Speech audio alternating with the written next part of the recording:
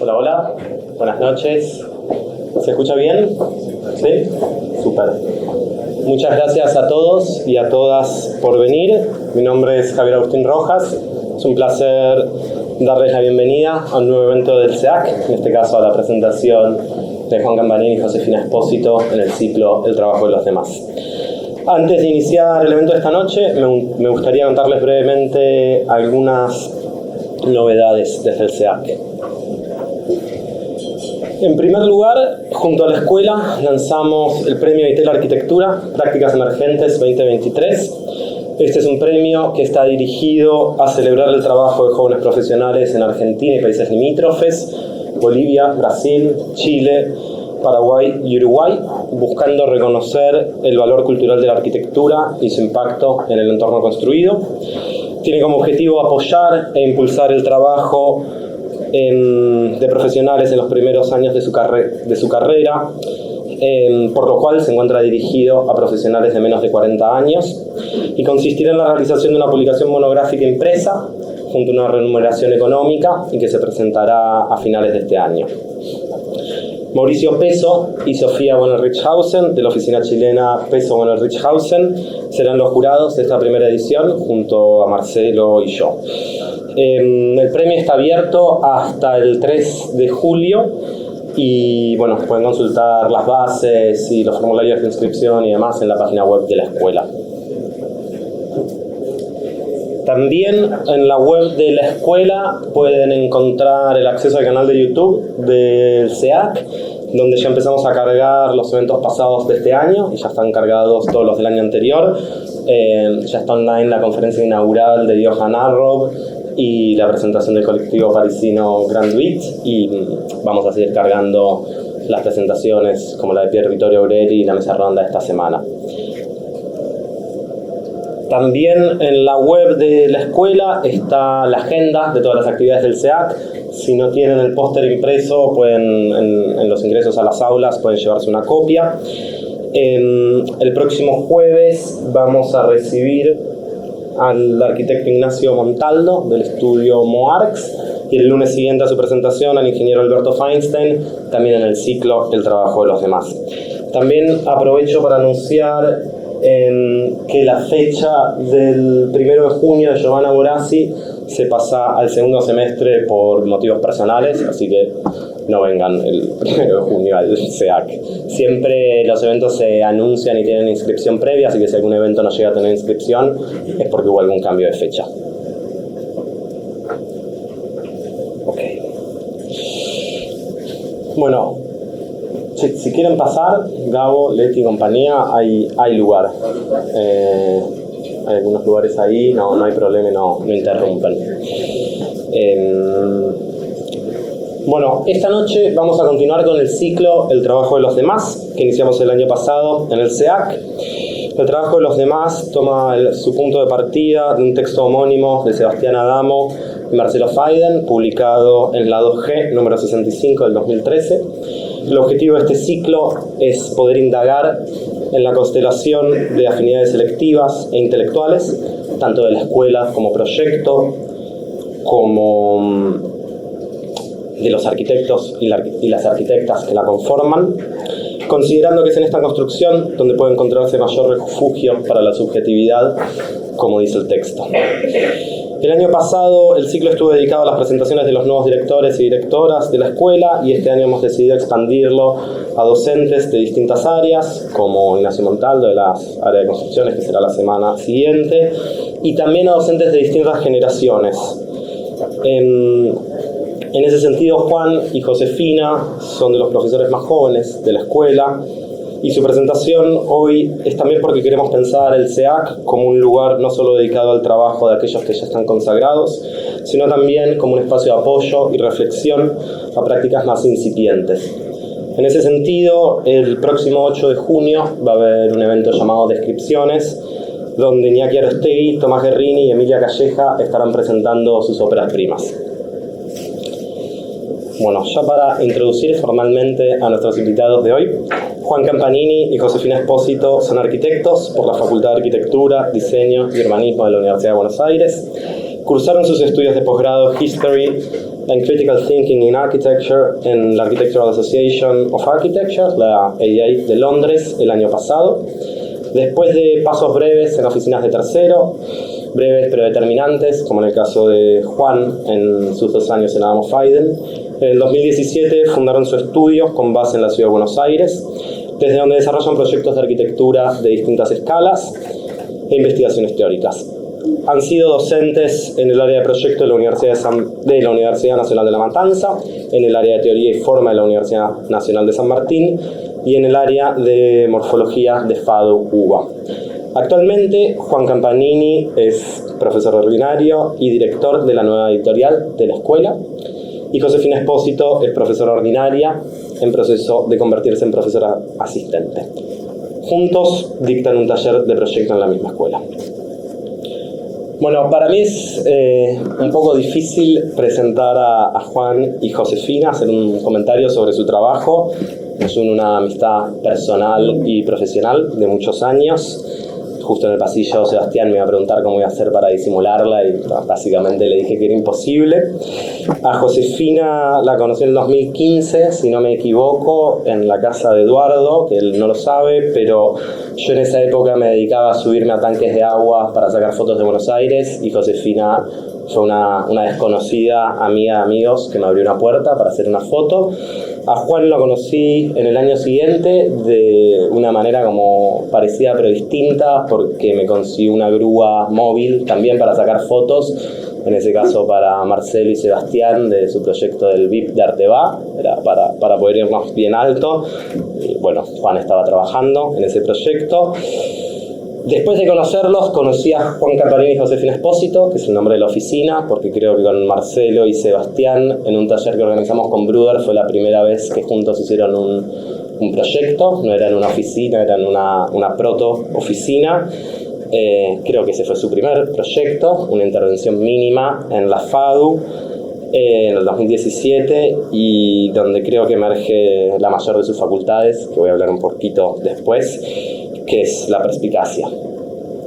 Al año siguiente de ese taller, con Juan y Josefina, decidimos alquilar una oficina donde trabajamos hasta hoy en día, y yo el año pasado me mudé a su primer edificio y somos vecinos con Juan, así que estamos plagados de intimidades y comentarios personales que no son importantes para hoy, pero que me llevaron desde que son una dupla a estar cerca de la cocina de sus proyectos, a ver cómo construyen libro a libro su biblioteca, a acompañarnos en sus estudios y obviamente como fotógrafo a documentar sus obras.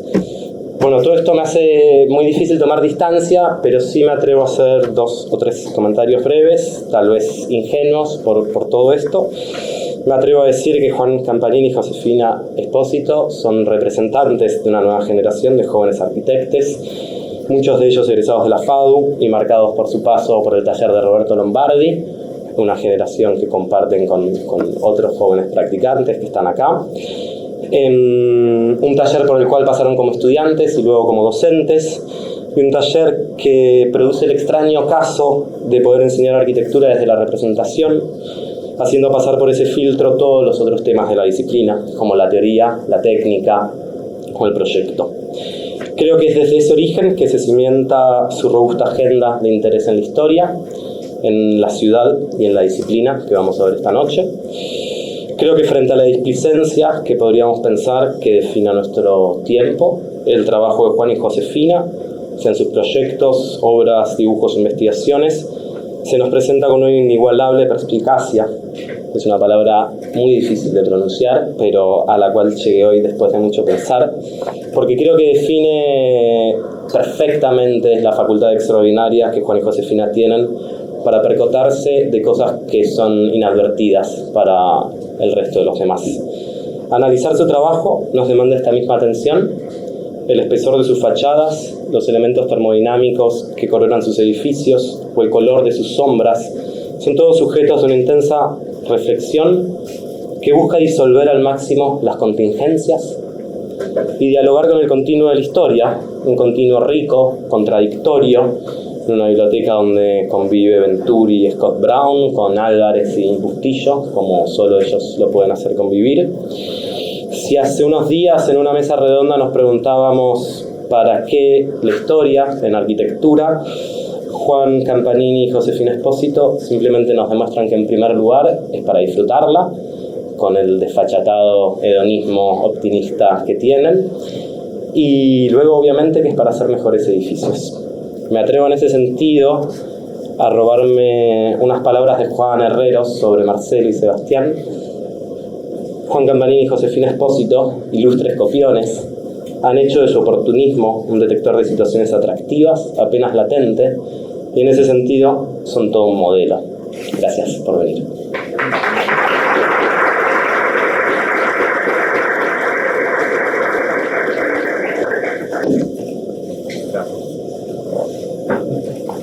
Pasen.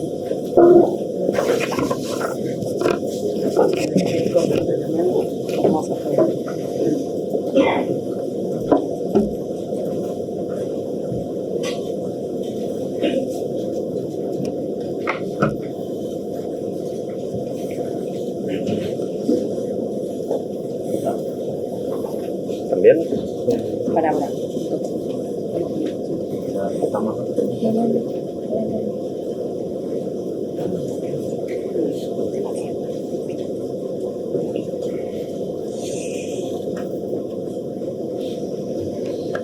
¿Se me escucha?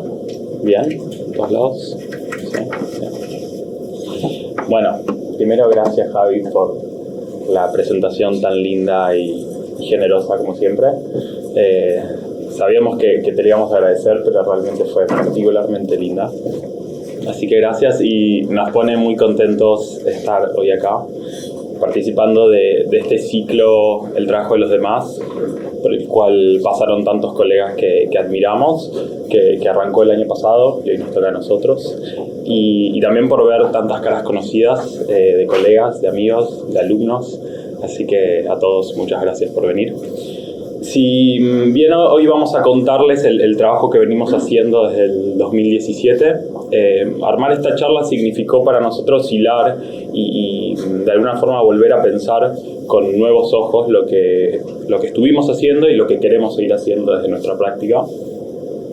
En ese sentido, hace unos meses, a finales del 2022, volvimos ambos de hacer una maestría en la Architectural Association en Londres, que significó una oportunidad para poner en pausa nuestra práctica acá, cambiar de formato y mirar con cierta distancia el trabajo de estos últimos años y reflexionar sobre nuestros intereses en un ámbito exclusivamente académico.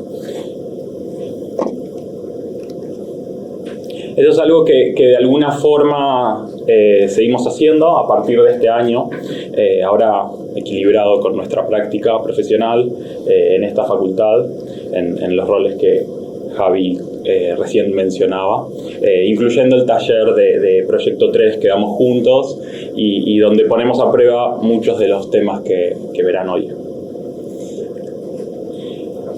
La presentación no va a seguir un orden cronológico necesariamente, sino que va a buscar desplegar atenciones y intereses que desarrollamos en el estudio bajo distintos formatos. Y para eso primero queremos empezar por algunas ideas sobre nuestra ciudad, Buenos Aires, para, por un lado, situar nuestro trabajo, pero sobre todo para traer los argumentos que fundamentan la forma en la que vemos a la arquitectura. Para eso nos gusta empezar esta presentación con esta fotografía de Javi. Las fotos de Javi se van a aparecer constantemente en la presentación. Buenos Aires es donde nacimos, donde nos formamos, donde nos conocimos nosotros estudiando en FADU, también obviamente donde trabajamos y donde empezamos nuestra práctica hace ya 6 años.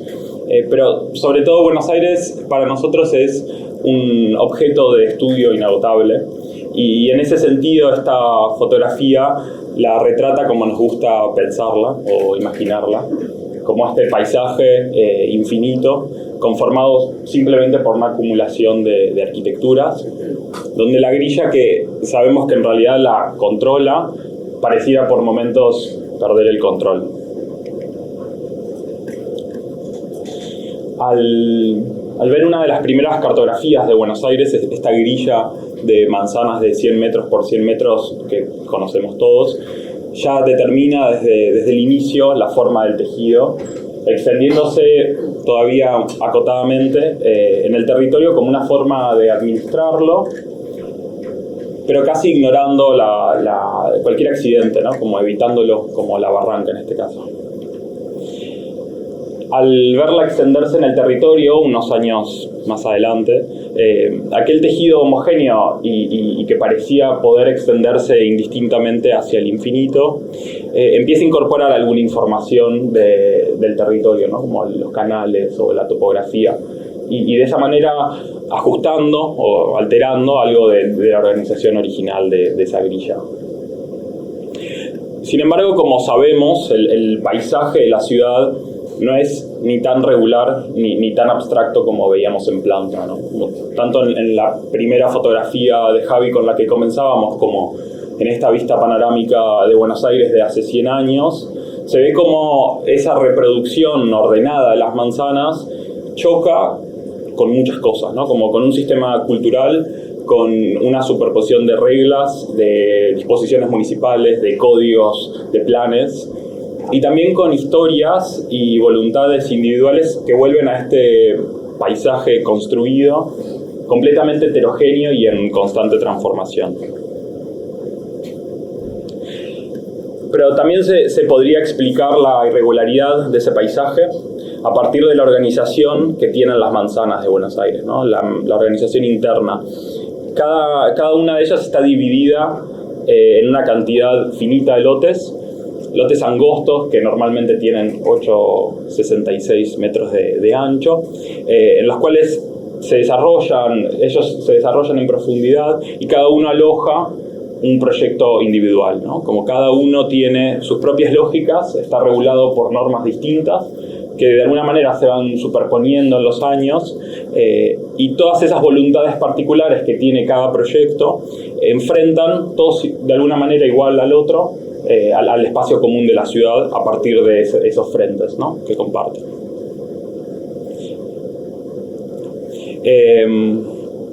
Y si por momentos esa capacidad arrolladora que tiene la grilla o la heterogeneidad que tiene el paisaje pareciera a la arquitectura o a nosotros como arquitectos, pareciera volvernos casi como incapaces de alguna manera intervenir en su forma, para nosotros es en cada uno de estos momentos de la ciudad, en esos lotes chicos, en el escenario, se convierten como en el escenario ideal para pensar desde ahí, desde cada lote, desde cada proyecto arquitectónico y sobre todo desde cada frente, una forma de ver y también de proyectar a la ciudad. Hola, ¿te escucha? Yo te escucho, pero ¿te escucha? ¿Te escucha? Ok. No te mira, vos estás al lado. Bueno, estas ideas que Juan comenzó a esbozar nos llevan a introducir uno de los primeros encargos que recibimos en el estudio, fue un kiosco de falafel, que incluso con lo trivial que pareciera ser el programa y también con su escala, que es una escala mínima, fue para nosotros esencial para afianzar y descubrir a través de la práctica intereses particulares de cómo trabajar con el proyecto y con la ciudad. Y también nos permitió reflexionar acerca del rol del Frente como un proyecto activo que no actúa solo para sí mismo, para el proyecto en particular, sino también hacia y para el paisaje urbano, ¿no? Y estas son las fotografías muy lindas de Javi, que utilizamos para contar el proyecto, pero son súper enigmáticas, no develan, no muestran dónde este proyecto está implantado, no hay nada de información de ese contexto, y este encuadre tan cerrado y buscado, este encuadre que buscamos en estas fotografías, potencia también su condición objetual y más autónoma, ¿no? Pero el programa lo que nos pedía era conectar el interior de un local existente que no requería mayor intervención con la calle, ¿no? Como materializar ese punto de venta para vender el falafel.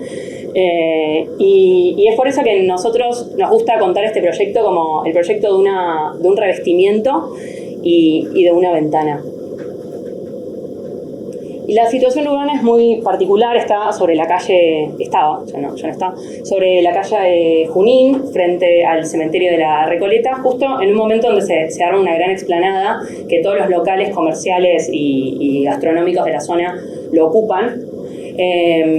Y el local de falafel es, entre muchos locales, lo que forma el zócalo comercial de un edificio que de una escala mucho mayor que ocupa prácticamente toda la cuadra, ¿no? Y fue este contexto heterogéneo el que empujó a definir que el proyecto debía comportarse como un elemento estrictamente independiente que lograse separarse del edificio que lo contenía.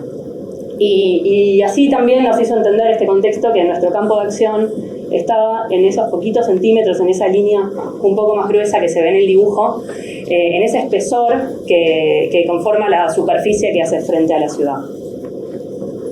Y cuando hablamos de espesor, hablamos puntualmente de toda una secuencia de capas que se van superponiendo y a la vez se van afectando entre sí, logrando que el proyecto se lea y se vea de la forma que nosotros queríamos, ¿no? Así tan lisita y tan homogénea. Y a la vez van, al ir apilándose estas capas, van sumando momentos más complejos que íbamos analizando en la construcción de estos dibujos para entender cómo hacer que esa última capa, ese tejido metálico que veíamos en las primeras fotos, lograran como unificar el proyecto y que se viera como el revestimiento y una ventana. En los detalles estudiábamos cómo hacer para que ese tejido metálico, que está ahí por delante, fuera muy continuo y que no develara todas las variaciones que había en las capas de atrás, ¿no? Que en definitiva eran las variaciones que hacían que el proyecto se comporte de manera correcta, ¿no? Que esa ventana se pueda abrir y que la malla estuviese bien sujetada, pero al mismo tiempo queríamos dejar todo eso por detrás y que ese revestimiento, esa última capa, se viera siempre igual, sin variaciones. Pero si en una primera instancia, al concluir la obra y pensar cómo mostrarla, la construimos junto a Javi, esas imágenes tan enigmáticas que mostramos en un principio, anulando todo el contexto, fue al reflexionar sobre qué estábamos haciendo y también qué interrogantes y qué pensamientos atraviesa el hacer frente a la ciudad, que nos lleva a traer hoy un registro prácticamente opuesto, más informal y que fuimos tomando a lo largo de la construcción de la obra, que expone lo que rodea al kiosco de falafel y en definitiva lo que nos ayudó a determinar cómo debía comportarse, ¿no?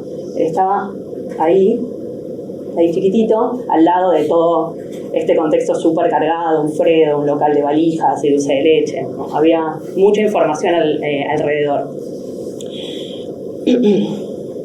Pero lo que supimos desde el principio y lo primero que definimos fue cuál era el material que íbamos a utilizar para ese frente y cómo queríamos que se viera, ¿no? Que se viera así bien plano.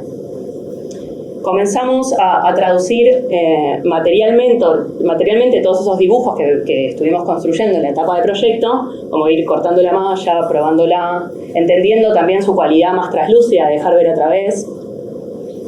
Estudiábamos también cómo sujetarla y dónde iban a estar esos tornillos y cuántos iban a ser, porque también entendíamos que buscando una superficie tan homogénea, cualquier elemento que se moviera del lugar iba a ser muy evidente al ojo, ¿no? Iba a saltar muy rápido y se iba a ver. Por lo tanto, estudiábamos dónde colocar esos tornillos para así que se viera súper planita, que también entre placas la distancia siempre fuera la misma, y eso era toda una prueba, un ensayo de ir al lugar y ir testeando este material, ¿no? Y acá es cuando el proyecto da un salto bastante radical y cuando efectivamente comienza a percibirse como una superficie. Y para eso se explica por dos razones. Uno, por pintar de blanco ese tejido, pero sobre todo por hacer desaparecer el fondo, ¿no? Por pintarlo de negro y fundirlo como con un atrás que ya no se ve. Es como una estrategia así como sumamente teatral de dejar atrás eso oscuro y que no dejar ver nada en ese frente, ¿no? pero que a la vez, cuando esa malla, cuando ese tejido se despega del fondo, vuelve a mostrar y a exponer su capacidad más translúcida de ver qué está pasando por ahí atrás, ¿no? Entonces esta superficie tan bidimensional gana profundidad cuando se abre esa ventana y se abre esa puerta y se materializa ese punto de venta. Bueno, esta foto en verdad siempre nos divirtió por la anécdota de que en esa idea de que nada de atrás se viera en el frente, cuando colocamos el alero nos olvidamos de pintar como esas solapitas que lo sujetaban, así que tuvimos que desmontar y pintarlas de negro para que efectivamente se fundiera con lo de atrás y se dejase de ver. Pero igualmente cuando esa superficie se cierra, no tapa lo que hay por detrás, sino que lo vela y deja por momentos ver algo de esos interiores y esos movimientos más sutiles, ¿no? Que hay algo de interesante en el material que elegimos, que no es un material que suele verse en la construcción, sino que es un tejido electrosoldado que se utiliza en la industria minera, que es bastante pesado, pero debido al diámetro de sus alambres y la curvatura, da como un brillito cuando le pega el sol, que es muy lindo y que siempre la gente cuando pasaba como que se acercaba a tocarlo, ¿no? Había algo como bastante atractivo en ese material. Y lo que queríamos también traer con esta diferencia entre los registros fotográficos que muestran el desarrollo de esta obra son la aparición de algunos intereses y también potenciar la reflexión de que construir en la ciudad, y especialmente en una ciudad tan densa y tan compacta como Buenos Aires, implica estar siempre en contacto con otros predios, con otras arquitecturas y con otros proyectos. Y aquello que comenzamos a ensayar en el kiosco de falafel, lo seguimos estudiando en otros 2 locales gastronómicos, pero ahora sobre la calle Virrey Avilés, que son donde las atenciones se bifurcan y son completamente casi opuestas. Por un lado, un gran interior muy profundo que llega prácticamente al centro de la manzana y que no requería, es un proyecto pre-pandemia que no requería contacto con la calle, solo la puerta de acceso, y en cambio un local al lado que sí nos llevaba a pensar de nuevo y a ensayar nuevamente cómo hacer frente a la ciudad, ¿no? En el primero, este profundo interior, nos concentramos en el desarrollo de un gran elemento, esta sombrilla o paraguas amarillo, que por sus amplias dimensiones y también por su condición superficial, ¿no? Estar tan abierta y con una malla plástica perforada que deja ver a través, deja pasar también la luz y altera la atmósfera de todo el espacio, ¿no? Estudiamos cómo construirla con estos detalles y también cómo sujetarla de una estructura existente. Y mucho del proyecto pasó por entender y definir cuál era la posición y la medida de esa gran sombrilla y esa gran intervención que iba a cambiar el espacio bastante radicalmente. En cambio, en el segundo local, al igual que en el proyecto del kiosco de falafel, se trataba de una construcción existente que a su vez forma parte de un conjunto mayor, ¿no? Es un local que tiene frente a la calle y que a su vez es también la planta baja de un edificio de PHs en el barrio de Colegiales. Y lo que acá pensábamos, ¿no? Era cómo intervenir al muro existente. Lo intervenimos con 3 elementos, 2 ventanas y una puerta que materializaban estos intercambios entre el interior y el exterior, y luego vuelve a aparecer un recubrimiento, un revestimiento continuo y cromáticamente homogéneo que define la finitud y la especificidad del proyecto. Delimitando este contorno y también como delimitando los límites de la forma, reconocemos también su condición de estar separado de todo aquello que veíamos en la foto anterior que lo rodea. Pero también nos gusta pensar que al reconocer su condición de estar separado, también reconoce su condición de ser parte de todo este fragmento de la ciudad tan variado y fragmentado. Y acá también seguimos ensayando cómo definir los límites de esta superficie y con qué material definirla, ¿no? Y volvemos a utilizar un material que no es la forma más usual de verlo en el contexto o en el entorno urbano, que es un bloque de retac, que es un mampuesto que se comercializa en distintas piezas y nosotros elegimos una tejuela que tiene 5 centímetros de espesor, que se comercializa comúnmente para mejorar la capacidad aislante de los muros de ladrillo hueco, ¿no? Para revestir muros de ladrillo hueco y mejorar su capacidad aislante. Entonces, nosotros en cambio lo utilizamos como un revestimiento visto que viene a dar unidad a este nuevo frente.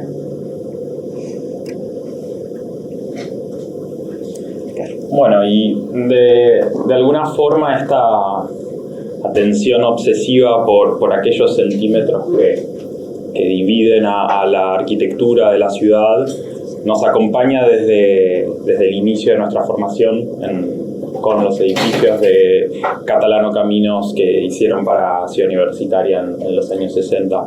El taller que mencionaba Javi al presentarnos, que organizaron Sebastián Adamo, Marcelo Faiden, Javi y el estudio francés Bruder, en donde nos invitaban a los participantes a trabajar con los edificios, funcionó en algún punto como un disparador de una investigación que todavía está en curso.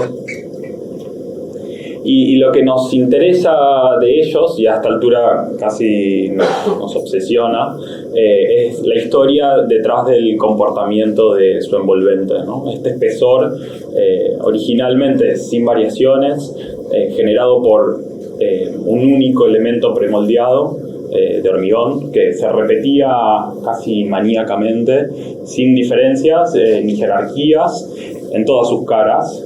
En la muy iluminada cara norte, pero también en la sombría cara sur, volviendo así el nombre por el cual se los conoce en general como los parasoles de Ciudad Universitaria. Esa categoría nos parece que es un poco absurda para llamar a estas piezas premoldeadas, ¿no? Como nos gusta llamarlas a nosotros. Al ver estas fotografías del proyecto original, en especial en estas donde esas vistas largas, por cómo está la cámara, se vuelven muy escorzadas, esa repetición del premoldeado termina por generar una superficie que se vuelve casi como un gran fondo frente al cual cualquier elemento o movimiento del entorno contrasta, ¿no? Y también de alguna manera se pierde un poco la escala. Sin embargo, saben todos que los edificios no lucen como en estas fotos. En enero del 90, todos los premoldeados de hormigón, o los mal llamados parasoles, fueron removidos de las fachadas, primero del pabellón 3, como se ve en la foto, y unos años después del pabellón 2, supuestamente para evitar que se cayeran, porque había un problema en el anclaje metálico que los unía con el edificio. Pero al fin y al cabo esa decisión lo que hizo fue desvestirlos, ¿no? Como dejando al descubierto sus interiores y exponiendo en estas grandes ventanas que ahora vemos las particularidades de los programas. Y para nosotros, digamos, lo hipnótico que tenía esa envolvente superficial, pero generada a partir de la repetición de una única pieza, desapareció. En el taller, o como decía Javi en nuestro primer proyecto, habíamos ensayado cómo devolverle algo de esa actitud que tenía el proyecto original hacia el exterior o hacia la ciudad, generando un nuevo espesor en la fachada, retirando un módulo de las carpinterías existentes y volviendo a cubrir a los interiores a través de una superficie sin diferencias.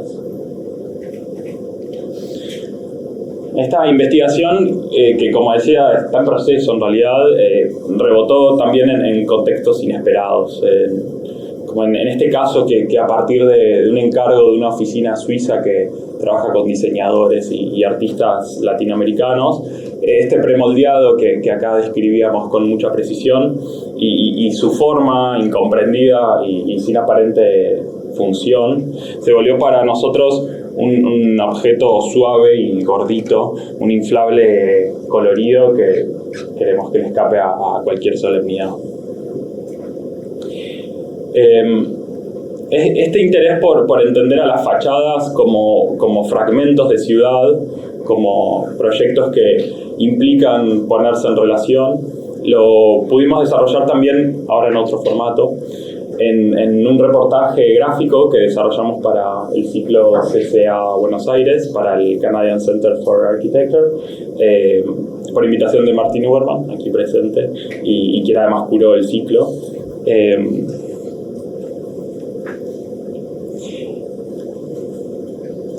En el reportaje lo que hacemos es, por un lado, exhibir fragmentos de publicaciones de arquitectura, específicamente de la revista Nuestra Arquitectura y Revista de Arquitectura, en donde aparecen estos documentos de los proyectos de los bancos de las casas matrices, de los principales bancos de la City porteña, con su estética de robustez y confianza, puestos como en tensión o a la par de una serie de fotografías de los mismos bancos, pero en las fatídicas semanas, las últimas semanas del 2001 y los primeros meses del 2002.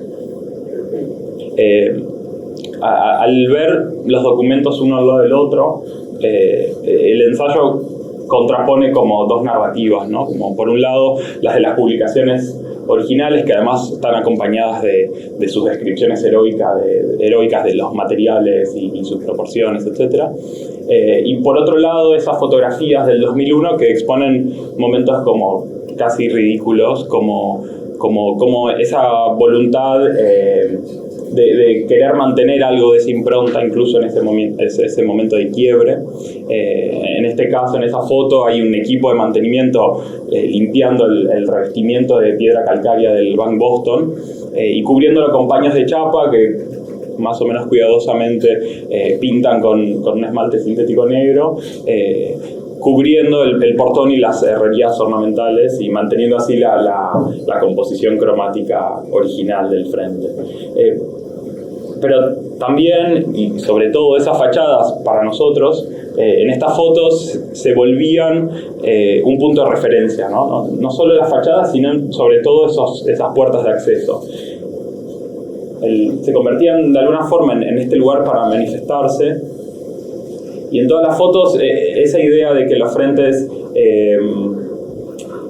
se concentraban sobre todo en delimitarse o ser reconocidos, separados del resto, se volvía incluso más complejo, ¿no? Se convertían como en artefactos que condensaban en su extensión ya no solo la tensión entre la ciudad y la arquitectura, sino entre la ciudad y quienes la habitan también, ¿no? A la sociedad en general.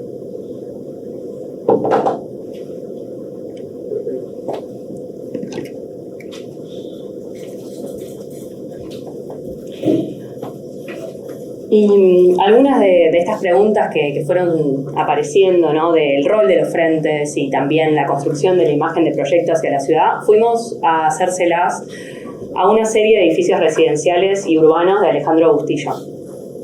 Y nos gusta aclarar estas dos condiciones, ¿no? La de residencial y urbano, porque podríamos hablar de Alejandros Bustillos muy distintos.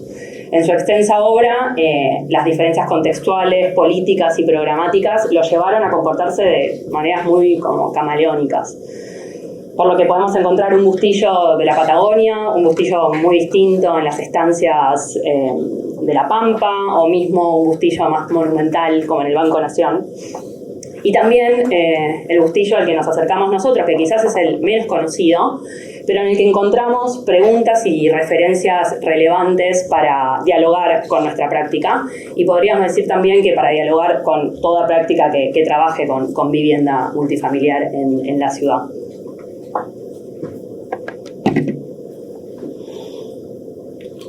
La estructura del libro es muy simple. Compilamos 5 obras y las describimos a través de una serie de nuevos dibujos para los cuales trabajamos muy activamente con el archivo Alejandro Bustillo, que está acá en la Universidad de Itela, pero también en incansables charlas y tardes con la arquitecta Marta Levisman, quien fue la tutora del archivo Bustillo, que Bustillo se lo donó en vida, y también quien donó el archivo a esta universidad, y combinamos esa nueva serie de dibujos con un nuevo registro fotográfico a cargo de Javi.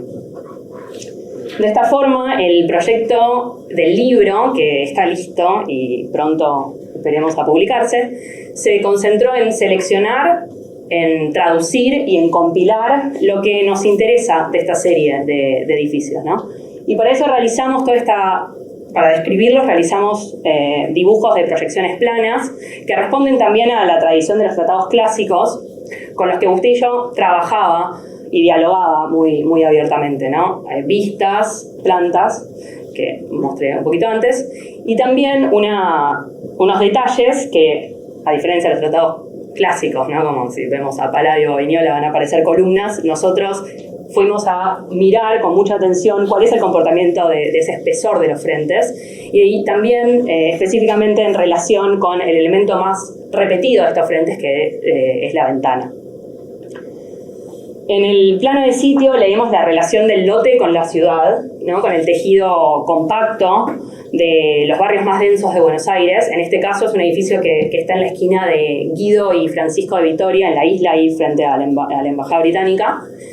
Y tanto como todos los edificios que compilamos juegan con las reglas que la misma ciudad impone, ¿no? La propiedad del suelo, la especulación inmobiliaria sobre la construcción y también la renta, las dinámicas tecnológicas y de relación con la industria, ¿no? Pero si miramos la planta, no sé si cuando giro para allá se escucha.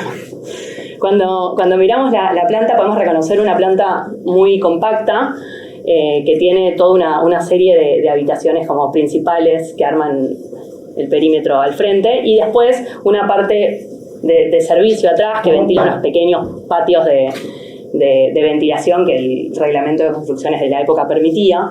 Pero nosotros encontramos un particular interés en la relación de esta secuencia de ambientes con su relación con el frente a través de un único elemento que se repite, ¿no? Que es una ventana que aparece repetida, sin variaciones, o sea, no varía esa ventana y se repite con un ritmo más o menos constante a lo largo de todo el frente, sin modificarse por lo que está pasando en ese interior. Hasta podríamos especular que es la ventana la que define la dimensión mínima de los ambientes, ¿no? Ahí aparece un bañito, para que me agarre la mano que no tiemble, ahí, que mide lo que mide una ventana, ¿no? Como si hubiese un esfuerzo porque esa ventana tiene que entrar en cada uno de los ambientes de la planta, que luego se va a repetir en los siguientes. El ritmo de estos elementos de fachada nos interesan particularmente, ¿no? Como esta repetición de la ventana que no deja entender o no revela qué está pasando por detrás, ¿no? No podríamos reconocer en esta vista dónde está el baño que veíamos en la planta. Y a la vez estas vistas están compuestas por pocos elementos, ¿no? Aparece esta ventana repetida que en el último módulo, cuando ya casi se pega al edificio vecino, se le suma un paño más, mismo o también podemos reconocer unas cornisas muy poco ornamentadas. Y también aparece una última capa, un revestimiento símil piedra París que viene y recubre todo el frente, volviéndole un volumen muy compacto y muy cromáticamente homogéneo. En el detalle estudiamos cómo estas arquitecturas se construyen, ¿no? Y entendemos que en ese espesor hay actitudes diferentes hacia adentro, hacia el interior y hacia afuera, ¿no? En el interior podemos ver algunos elementos que se van como adosando para también generar mejores condiciones de habitabilidad de esos interiores, ¿no? Aparece la persiana, aparece un radiador, el paño de la ventana abierta y también aparece que ahí no creo que se llegue a ver, pero una baranda. En cambio, en el exterior vemos un frente muy finito que termina con esta capa mínima, esta última capa mínima de piedra París, que en la foto de al lado se vuelve como muy evidente y casi que revela la voluntad tan fachadística del proyecto, ¿no? Que es casi como un accidente porque todos esperaban que ahí se construyó un edificio que nunca apareció, entonces pudimos tener esta fotografía. Pero en el libro y en esta investigación sobre la relación de Bustillo con estos frentes urbanos, también nos lleva a poner en relación el comportamiento de estas fachadas con toda una tradición fachadística que vamos a buscar hasta el Renacimiento, ¿no? Los frentes, como un problema estrictamente arquitectónico, lo encontramos con mucho interés en la obra de León Battista Alberti, en especial en el Palazzo Ruggellai en Florencia del siglo XV. Alberti era conocido por sus fachadas, pero lo que nos interesa de este proyecto en particular es cómo lo que el arquitecto hace es unificar 3 predios independientes, diferentes, bajo una superficie, ¿no? Genera un único proyecto a partir de cubrirlos con un contorno y una superficie. Y con todas estas ideas en la cabeza apareció esta foto de la esquina, que devela el truco, ¿no? Como gira en la esquina, pone en evidencia cuál es la fachada principal y la voluntad del proyecto de enfrentarse a esa plaza que tiene enfrente y diferenciarse también de sus fachadas laterales. Y al mismo tiempo deja como el canto del revestimiento crudo, abierto, como casi diciendo que podría seguir avanzando y podría seguir cubriendo y unificando en más predios.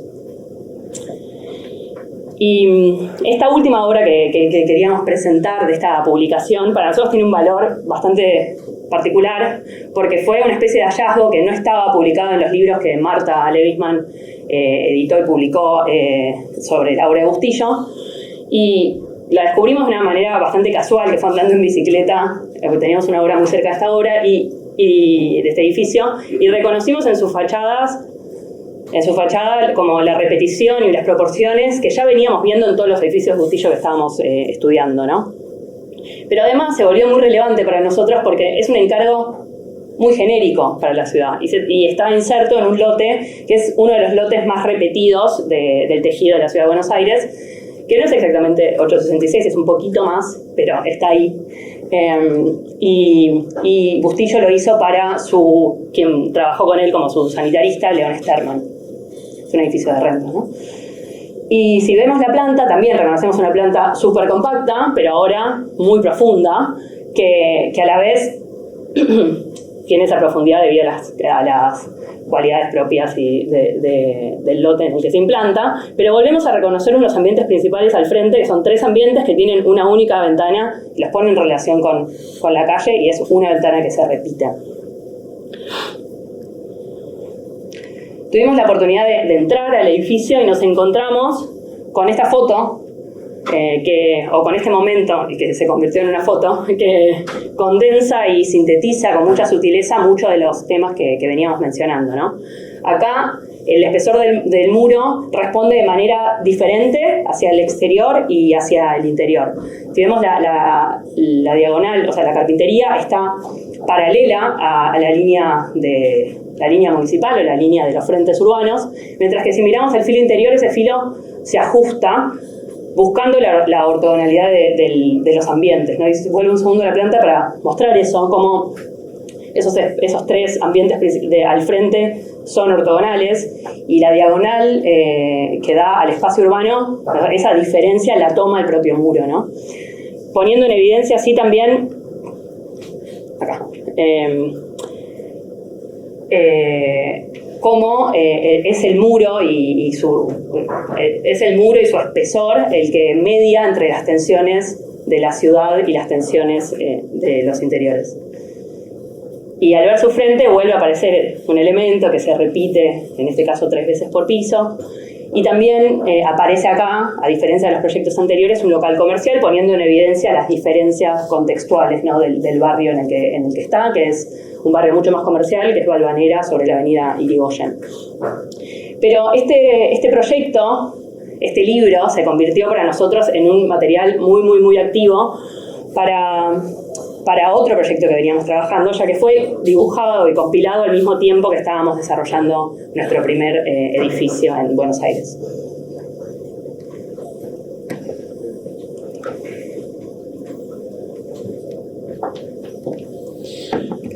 Bueno, el edificio de departamentos en la calle Virrey Avilés es de alguna manera uno de la camada de los últimos edificios aprobados por el Código de Edificación anterior, justo antes de que cambie al nuevo, al actual. Y a nosotros nos gusta ese detalle, pues en realidad pertenecemos a una generación que probablemente haga la mayor parte de su obra en la ciudad con el código nuevo, un código del cual todavía no está claro qué arquitecturas va a permitir, y en ese sentido hay estrategias que ensayamos en este proyecto que hoy ya no podrían realizarse, por lo que habría que ensayar nuevas con nuevas reglas. acá, al igual que en los proyectos anteriores, pensamos al frente como una superficie continua, ¿no? Como un frente cuyo objetivo principal es el de enfrentarse al espacio de la ciudad. Así creemos que el frente lo enmarca al espacio de la ciudad y al mismo tiempo el edificio se presenta como un elemento definido y singular. Para lograr eso, evitamos por un lado jerarquizar sus partes y al mismo tiempo quisimos reforzar este comportamiento continuo y plano, retirando el frente 1,5 metros de la línea oficial y logrando así, por un lado, evitar los retiros que frecuentemente se ven en los edificios de la ciudad y al mismo tiempo reorganizar los metros disponibles por el FOT sin ningún problema. El lote es un típico lote de 866, de estos lotes de los que hablaba al principio, en este caso con una profundidad corta de 16 metros.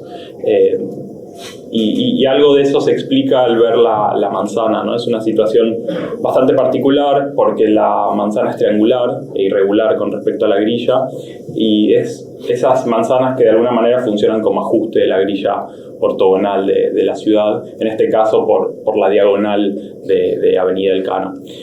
Y por la forma irregular que tiene la manzana, entonces la manzana no tiene pulmón y el lote no tiene línea de frente interno, ¿no? Esta excepcionalidad explica algunas de las decisiones de la planta, ¿no? Por un lado, esta planta baja libre, continua, que se organiza alrededor de un núcleo, que condensa en su pisada el ascensor, las instalaciones y una escalera al subsuelo. Y al fondo, una escalera entre dos jardines, que llega a tomarse de la medianera del fondo y armando así la circulación vertical semicubierta atrás del edificio.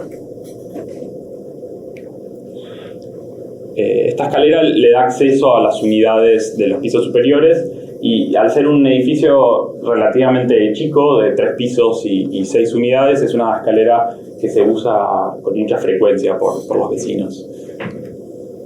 A las unidades se accede entonces por los contrafrentes, por el contrafrente y por cada una de estas terrazas. Son unas terrazas semicubiertas que se ponen en contacto con los patios propios del edificio y también con los patios vecinos. Al ver la planta tipo de las unidades, se ve cómo esta planta se organiza de forma simétrica y organiza de cada lado unidades iguales, las dos pasantes, y articuladas por este núcleo que aloja de nuevo el ascensor y las instalaciones y además los sectores húmedos, ¿no? Los baños y las cocinas. De esta forma, las unidades, al ser pasantes en este sentido, ambas, permiten además una mayor flexibilidad en cómo armarlas, ¿no?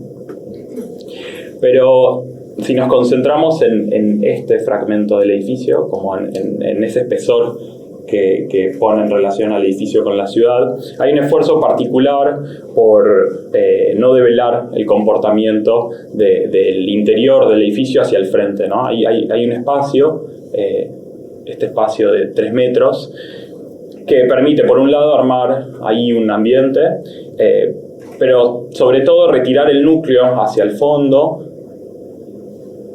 y de esa manera evitamos exponerlo en la fachada e incluso ser visto desde la calle. Así el frente se organiza simplemente por la repetición de una misma ventana.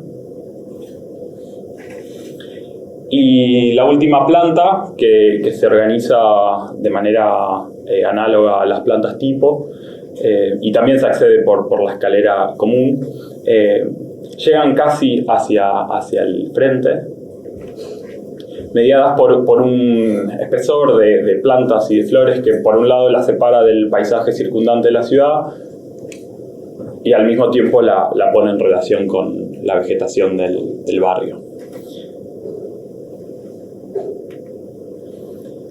Al ver los interiores, de alguna forma es la primera vez que vemos el reverso de ese muro del frente, ¿no? Y la ventana, ahora desde el interior, de alguna forma también cambia la escala y su nueva proporción con el muro hace que parecieran una serie de balcones franceses, cada uno tiene su baranda además. En el corte se vuelve bastante evidente como la diferencia entre los dos frentes, ¿no? Como el contrafrente que se pone en relación con el interior de la manzana y los patios propios, y al mismo tiempo aloja todo aquello que necesita el edificio para funcionar correctamente, toda esta parte.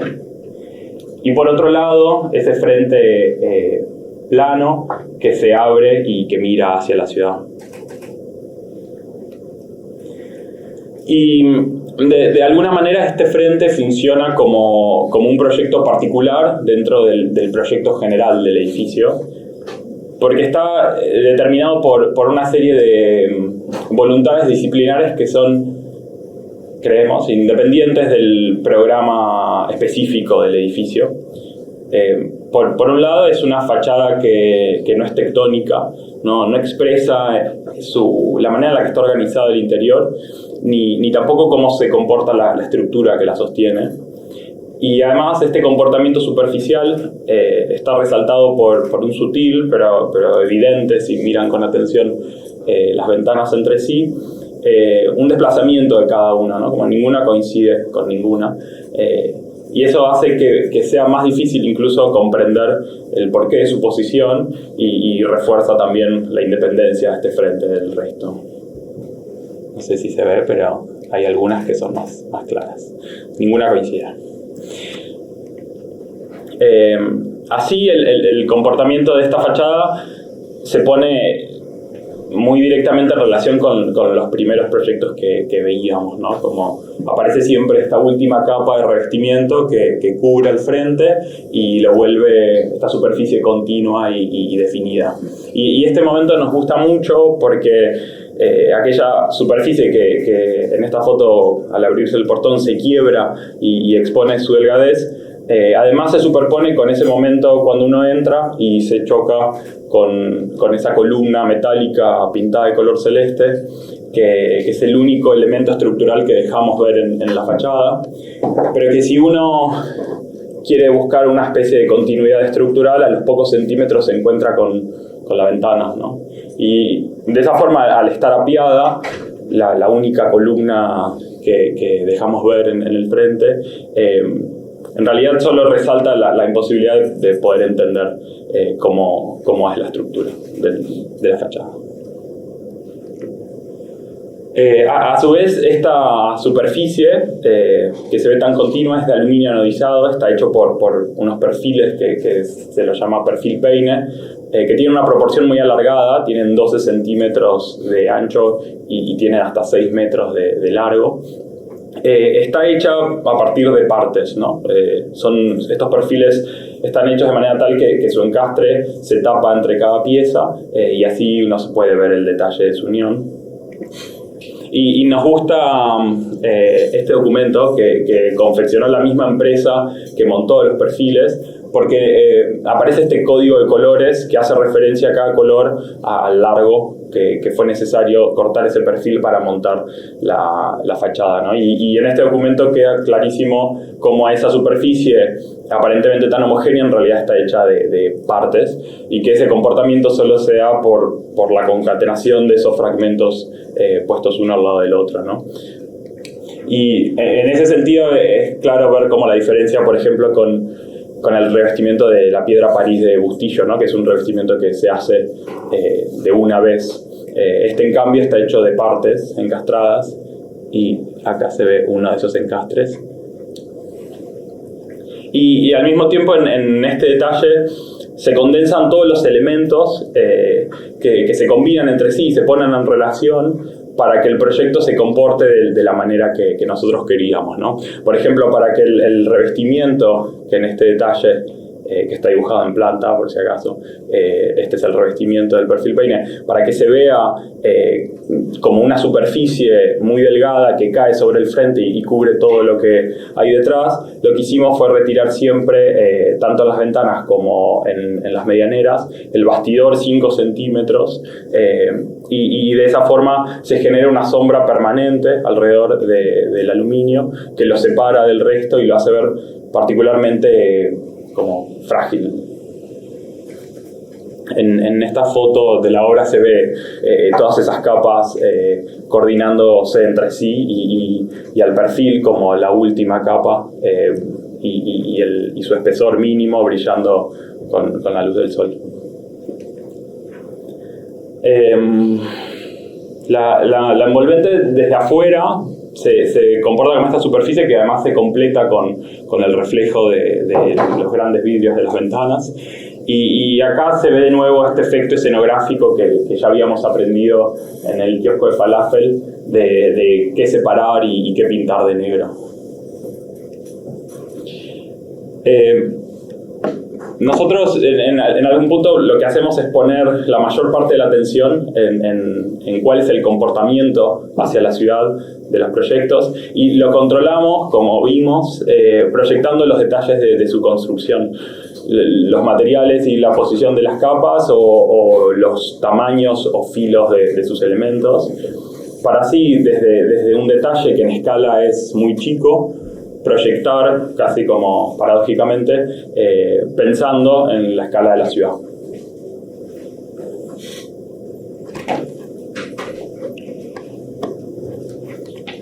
Y ya para ir cerrando esta larga exposición, queríamos traerles un proyecto en el que estamos trabajando ahora, que nos llegó en diciembre del año pasado, un mes después de haber vuelto a nuestra experiencia en Londres. Fuimos convocados por LIGA, una galería de arquitectura contemporánea de la Ciudad de México, para desarrollar una exhibición, una exposición monográfica del trabajo de nuestra práctica. Y es una propuesta que nos entusiasma muchísimo, porque nos encanta el trabajo que hace LIGA, que en estos últimos 10 años convocó a muchísimos estudios y arquitectos que nos encantan, y algunos están en esta universidad, como Adamo Fayden y Diego Arraigada. Pero nuestra muestra abrirá en septiembre. Es un trabajo que, como dije, está en pleno desarrollo, pero lo queremos traer porque continúa muy directamente con la línea argumental que estamos presentando. Y nuestra propuesta surge casi de una paradoja, ¿no? De cómo seguir hablando de la ciudad, pero ahora desde un interior, ¿no? Cómo proponer desde ahí, desde el espacio interior de una galería, una manera de mirar a la ciudad. Y también nos interesa poner a prueba estos intereses que siempre ensayamos leyendo a la ciudad de Buenos Aires y trabajando en la ciudad de Buenos Aires, ahora en otras latitudes. Para interpretar a la Ciudad de México utilizamos esta obra y analizamos esta obra de Juan O'Gorman, el arquitecto artista que a mediados del siglo XX retrata el paisaje de la Ciudad de México de una manera muy, muy particular. Y es también un momento muy particular de su carrera en el que él está completamente como descreído de las capacidades más transformadoras de la arquitectura y se dedica exclusivamente al arte.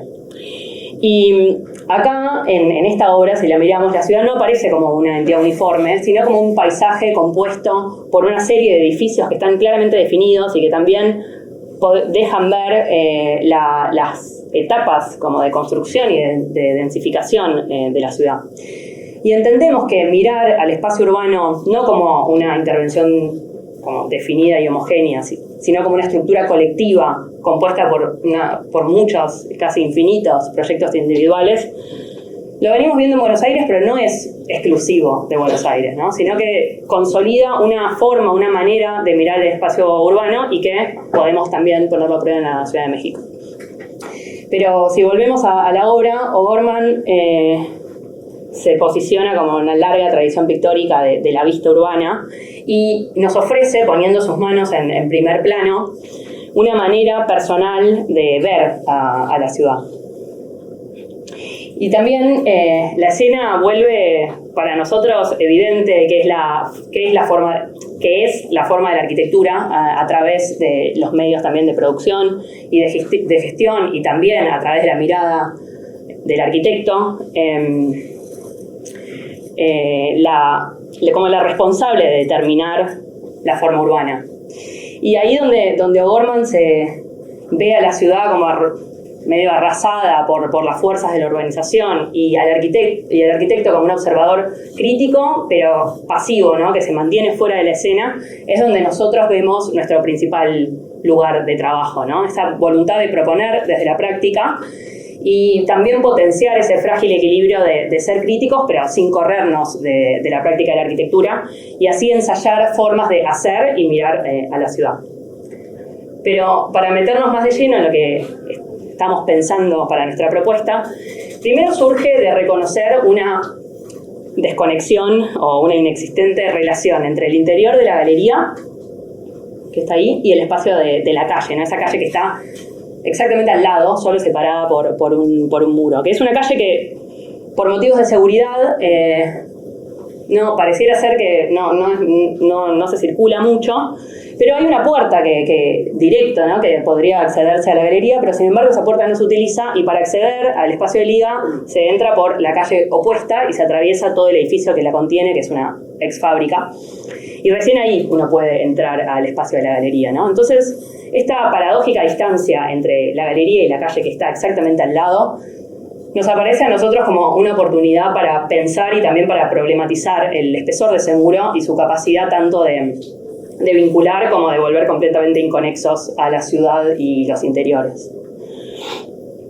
Entonces, nosotros vamos a trabajar alrededor de ese muro, ¿no? Todo alrededor de ese muro, cubriendo por un lado el frente urbano y también cubriendo el reverso del muro en el interior de la galería. Y la propuesta controla la distancia que existe, o la distancia interpuesta entre el paisaje de la Ciudad de México y el observador que va a estar dentro de la galería, a través de un artefacto tecnológico, una cámara que filma y a la vez enmarca la mirada sobre la ciudad.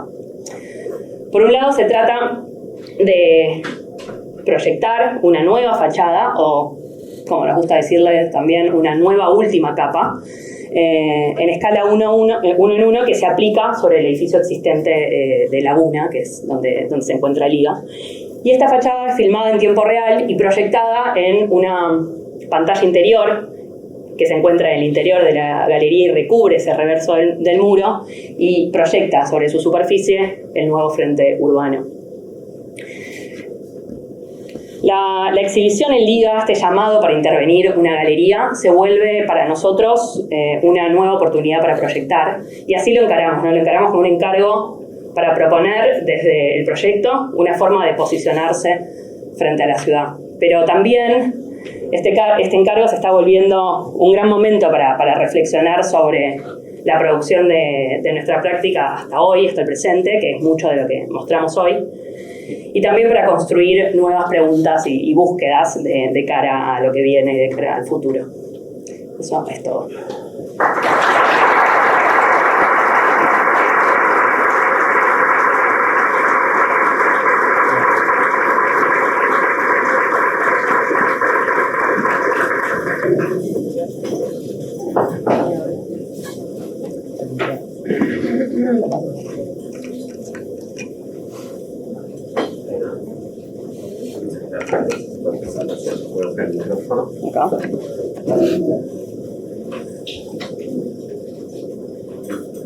Muchas gracias, Juan, por la presentación. Tenemos un rato para preguntas. Yo la primera que quería hacer, para abrir un poco el debate, era sobre la idea de la representación y de la imagen. Quería preguntarles un poco qué origen o qué sentido creen ustedes que tiene su trabajo. Me parece que hay como un cambio, no sé si es generacional o si ustedes lo sienten así, pero una generación anterior muy preocupada por temas tectónicos, como la arquitectura como una cuestión técnica, la idea de estructura, como la arquitectura como una resolución de un problema técnico, y técnico por un lado como tectónica y tecnología, pero también técnico como programático, como un problema a resolver. Y creo que algo que atraviesa toda la presentación es este fuerte interés por la apariencia de las cosas.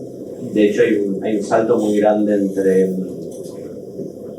los documentos generales del proyecto y los detalles constructivos, y los detalles constructivos casi también por su apariencia como que nunca se entiende la estructura de los edificios, por ejemplo, ¿no? Es como, se entiende cómo están terminados o cómo se hace para que se terminen así, pero no otra capa capaz de problemas que pueden tener los proyectos. Y bueno, les quería preguntar por eso, si era algo que tenía que ver con el mundo de Lombardi, la representación, o dónde está su interés en la apariencia de las cosas. ¿Me escuchan? Sí. Seguro la formación en la cátedra de Roberto lo que nos hizo por lo menos fue entender como una relación muy directa entre el proyecto y la representación, ¿no? No como un paso posterior, sino como dos cosas que van de la mano, eso seguro. Con respecto a cómo dibujábamos los documentos, creo que hay una relación muy directa que un poco anticipabas, que es como no hay mejor manera de describir una superficie que a partir de documentos de proyecciones planas, ¿no? Como digo, mucho mejor que una astrométrica, para entender su espesor, para entender la extensión de su forma. Creo que eso, por un lado, es como una respuesta muy concreta.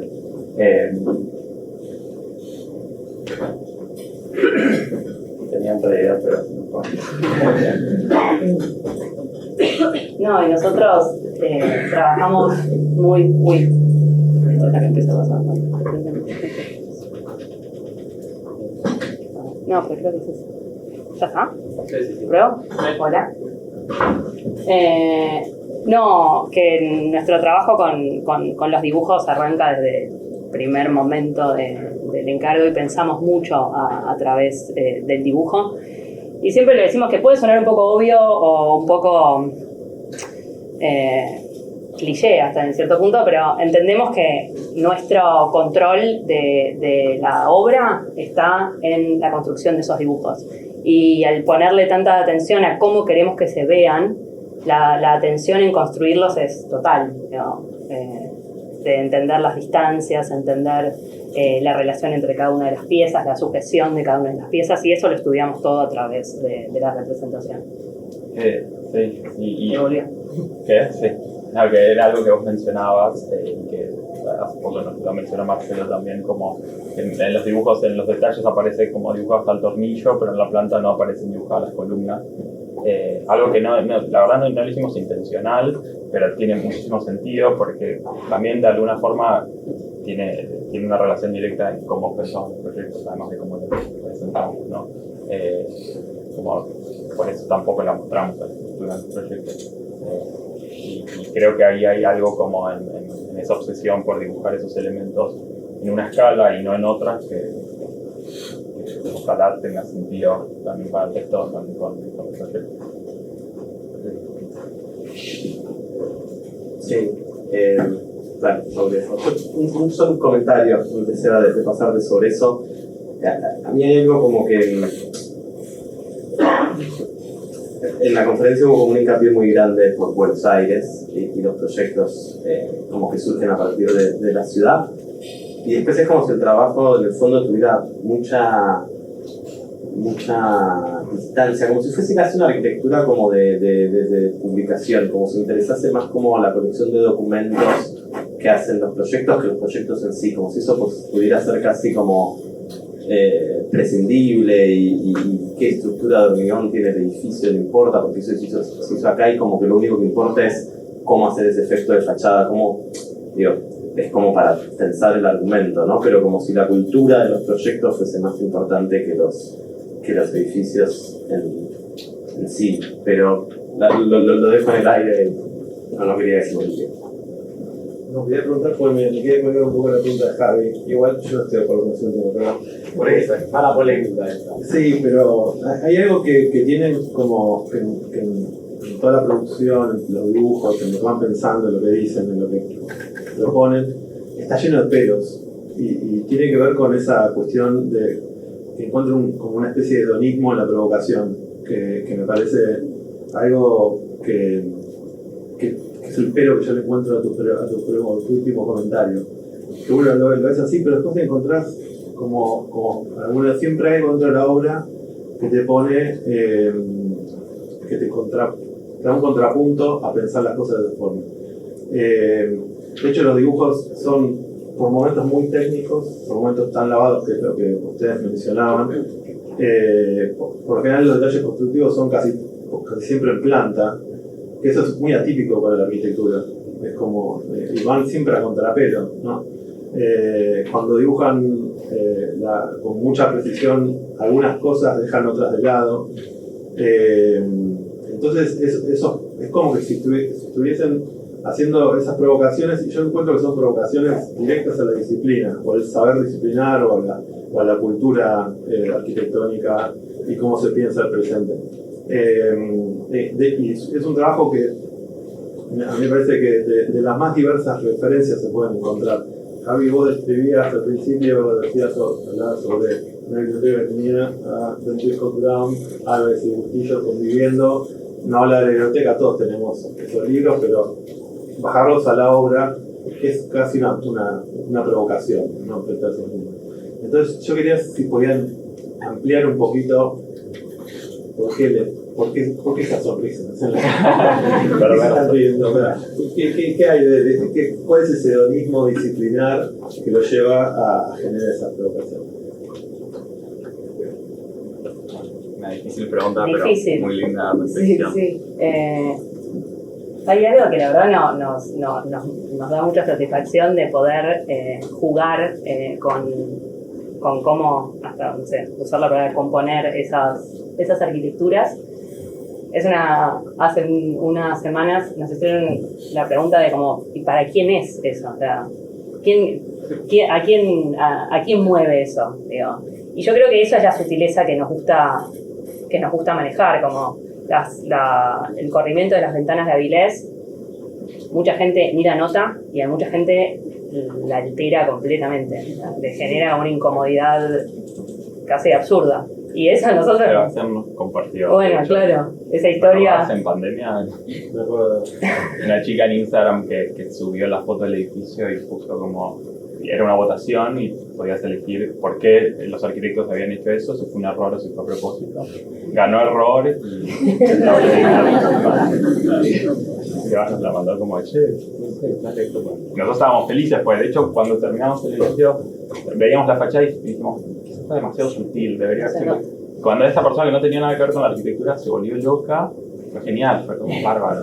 Llegó más, o sea, no era una discusión solo disciplinar, sino que tenía una provocación un poquito mayor. Y creo que la presentación de Javi era linda en ese sentido, ¿no? Creo que los dos nos sentimos muy identificados, pues todo parte de un amor profundo por la disciplina, ¿no? Como, ese es como el punto de partida, también lo que nos hizo ser amigos en un principio y después trabajar juntos, y ese diálogo para nosotros es como lo más divertido de todo. Pero creo que también respondiendo a la segunda pregunta, lo más divertido de todo en realidad es que hacemos eso al mismo tiempo que hacemos un edificio inserto en el edificio urbano, usando los metros que hay que usar.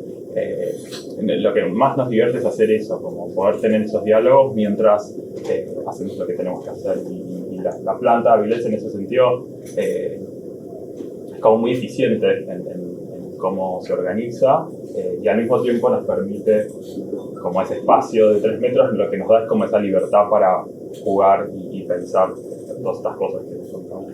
Y que también el cómo lo contamos es un proyecto en sí mismo, digo, como si estuviésemos enfrente del cliente, el edificio de Avilés lo contaríamos completamente distinto, pero que también funciona porque es un edificio que cumple con los requisitos y con las voluntades del cliente también. Entonces también hay algo ahí en la oportunidad de hoy poder contar nuestros intereses que lo acentuamos todavía más.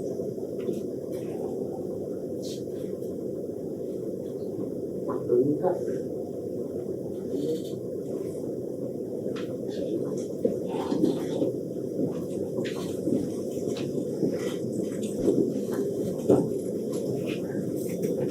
¿Qué tal? Gracias por estar. Yo tenía una pregunta que me surgió al final, justo cuando pusieron la imagen de Juan O'Gorman. No tiene ninguna pregunta, pero me surgió ahí. Si te fijas en la imagen, se están levantando dos muros. En cada vértice hay uno de ladrillo tipo común, y en el otro lado hay una piedra típica de México, que es esta volcánica negra. Y yo creo que algo quería decir con ese cuadro ahí en esas dos puntas, como algo acerca de la identidad de México, que era la que dejo, siendo súper específico, pero yendo al Tenochtitlán, viste que se levantaba el templo mayor con esas piedras negras, y por otro lado tenías una nueva ciudad que se levantaba. Como que siento que algo hablaba de la identidad de la Ciudad de México, y creo que ustedes arrancaron con la identidad de la Ciudad de Buenos Aires. Mi pregunta iba más a cómo ustedes se sienten identificados en términos quizá plásticos o, sí, más bien plásticos, con este tipo de material o fachada que siempre sugieren, que veo que hay como una cierta, en todos sus proyectos en general, alguno en particular, esta línea, ¿tiene algún arraigo más identitario o algo con este discurso con el que arrancaron, o más bien hay algo, no sé, quizá en términos plásticos, quizá algo más profundo que me pregunto?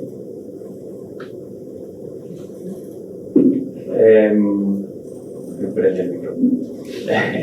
El cuadro de Gorman lo que hace, que quizás era como primero para desarrollar, pero lo que hace además es como, es un poco lo que notaste, poner en relación la ciudad moderna para 1950 con una historia muy larga de la Ciudad de México, ¿no? Y de ese territorio en particular. Quizás en ese sentido, si bien empezábamos con una cartografía de la segunda fundación de Buenos Aires, para nosotros esa distancia es un poco más corta, ¿no? Es como si para nosotros si en ese cuadro Gorman tenía ese plano tan antiguo, para nosotros como nuestra prehistoria es Bustillo, como ese momento en el que Buenos Aires se transforma completamente a fines del siglo XIX y a principios del siglo XX, y en donde se convierte en la ciudad moderna que conocemos y que amamos, y entonces en ese sentido para nosotros Bustillo es como, por eso también nos interesa mucho su obra, y sí, como nuestra piedra es Bustillo. Yo preguntaba más en términos plásticos también, sí, ¿Términos plásticos? La fachada, o sea, Creo que porque dijiste ventanas, yo preguntaba por el metal. Ok. Bueno, ahí pasa otra cosa, que es que para nosotros como las traducciones incluyen como esas transformaciones materiales, ¿no? El revestimiento de aluminio de Avilés, al ser anodizado y ser de aluminio sobre todo, hace que siempre va a mantener su misma apariencia, ¿no? No se oxida jamás. Algo que en las fachadas de Bustillo no pasa. Ese revestimiento de piedra París tiene que ser constantemente reparado, y es algo que incluso hoy en día es como un conocimiento que casi no hay. Y entonces con muchos detalles pasa eso, ¿no? Como incluso con las carpinterías de aluminio. Y ahí hay como una respuesta concreta. Y después creo, no sé, como que los intereses por cuál y cómo son muy diversos, como creo que es difícil como contestarlo digo, en el que fue falafel quizás es más literalmente como un tejido metálico que tiene la apariencia de una tela o de un tejido real.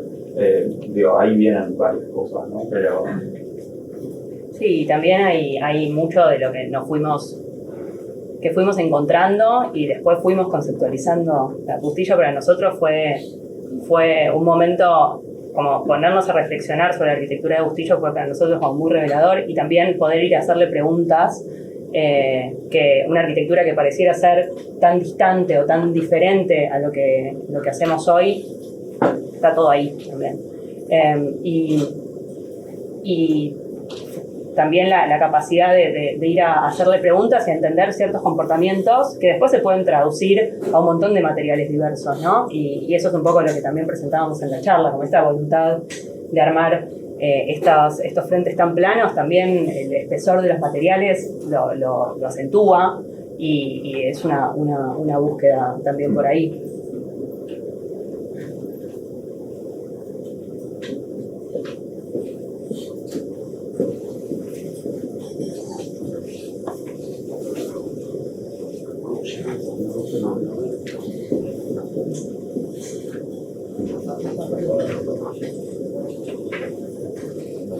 Hola Juan, hola Josefina, felicitamos por el trabajo. Yo tengo una pregunta. Hace tiempo con Juan hemos trabajado juntos. Hay una cosa que me parece genial de lo que plantean, que es el tema del silencio, ¿no? Hay una cuestión de esa pausa, de la contundencia con la ciudad, en los documentos también con esta relación de lo muy puntual lo que cuentan, pero también el recorte es muy claro y dónde está lo que no cuentan. O sea, hay como una fracción, un proceso, una concentración en lo que ustedes quieren contar, que a mí me parece siempre llamativa en el contexto en el que vivimos, que es el contexto de esta ciudad compleja, más compleja desde la producción de la arquitectura. Entonces la pregunta está orientada: ¿cómo hacen ustedes para ser tan contundentes y mantenerse en la abstracción de lo que ustedes solo quieren mostrar, que eso tenga el resultado que estamos viendo? Bueno, vuelve un poco a lo que hablábamos antes con Sebas, ¿no? Primero entender cuáles son nuestras batallas, dónde está nuestra búsqueda proyectual y dónde no ceder ciertas cosas en el proyecto y a la vez siempre responder a las necesidades que el proyecto pide. Pero hay algo en la traducción y en el pasaje de documentos en las que va apareciendo ese silencio, creo, del que estás hablando. Y nosotros siempre empezamos como en la ciudad y de ahí tomamos todas nuestras referencias, nuestras ideas, nuestras experiencias y después lo vamos traduciendo como un lenguaje mucho más abstracto, pero nunca como perdiendo eso. Y es más, en la charla lo mencionábamos como esta idea de definir, ¿no? Siempre unos contornos que logren darle unidad a estos proyectos y que a la vez los pongan en relación con lo que he hablado. O sea, lo separa, pero al mismo tiempo entendiendo que hay algo ahí en esos alrededores y es parte del proceso de la construcción también de esos dibujos, de la voluntad de como mostrarlo como un proyecto tan independiente en cierta forma. Pero es como una relación que por momentos se vuelve como muy cercana y a veces se va alejando y nos ayuda mucho a la representación, a poder crear y a poder ir armando los hilos como nosotros lo contamos, ¿no?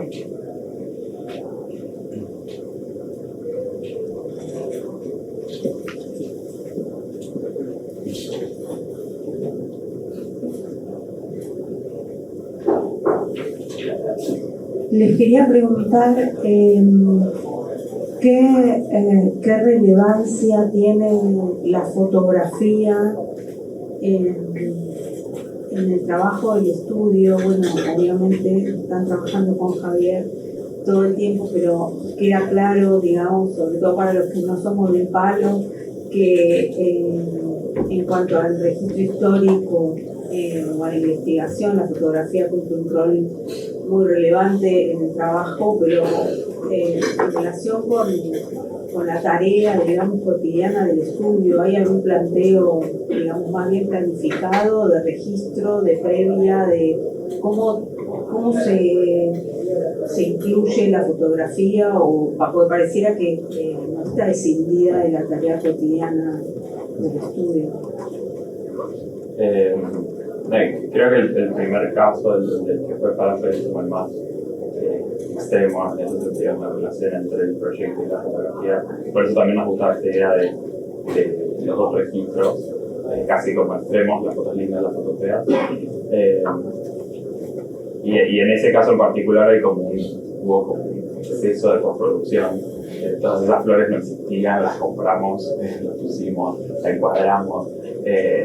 Y creo que de esa experiencia, que no es una foto buenísima, pero aprendimos un poco también y entendimos como que lo que estábamos dejando afuera en realidad era lo que justificaba el proyecto, ¿no? Pero ese es como un ejercicio que solo entendimos como por haber sacado una foto. Y a partir de muchas discusiones con Javi, que es el que, cuando en el quejo de Falafel sacamos 4 fotos, nada más. Y Javi como, che, me parece que dice, no, estas son las que me gustan, son las 4 fotos que queremos. Y ahora decimos, che, deberíamos hacer un par más. Pero como, por eso lo aprendimos con el correr de los proyectos y también de entender que, de nuevo,